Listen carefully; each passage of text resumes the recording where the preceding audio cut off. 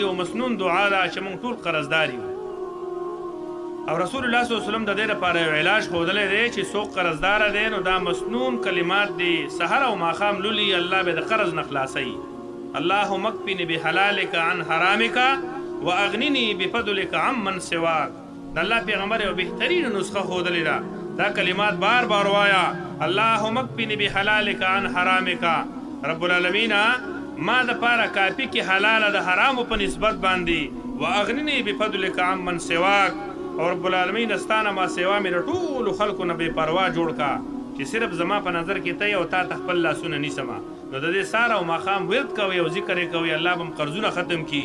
یو دو کلمات نور دي چې رسول الله صلی الله علیه وسلم فرمایلی دي او دا د بخاری شریف اخیرنی حدیث هم دی چې دو کلمات دي چې د الله په نسبت باندې ډېر غوره دي، اسانم دي، الله یې خوښیم ډېره او د قیامت په ورځ باندې به د نیکو تله درنې عزتمندو د نیکو ډېر لوی اهمیت دی. یو نیکي به د قیامت په ورځ باندې د محشر په میدان کې ډېره زیاته په کار راځي. نو په دغه دوران کې دا کلمات چې ته بار بار لولې دا د نیکو تلې هم درنوي. هغه کلمات دا دي: سبحان الله وبحمده سبحان الله العظیم، سبحان الله وبحمده سبحان الله العظیم.